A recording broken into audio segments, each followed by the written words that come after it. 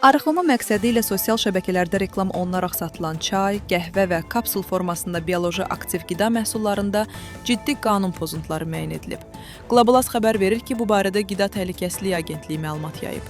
Bildirilib ki, monitorinqlər çərçivəsində Slim Lux Coffee arıqladıcı kofe, Vellara.baku və Spirulina Azərbaycan Official Instagram sosial şəbəkə hesablarından əldə edilən məhsul nümunələri laborator müayinələrə cəlb olunub.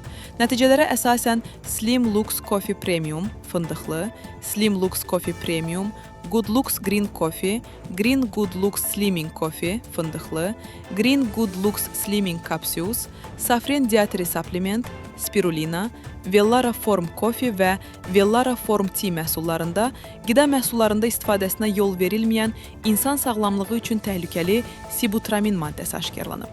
Sibutramin ürək-damar sistemi xəstəlikləri, infarkt və insult riskini artırır. Eyni zamanda ciddi psixi pozuntulara səbəb ola bilər.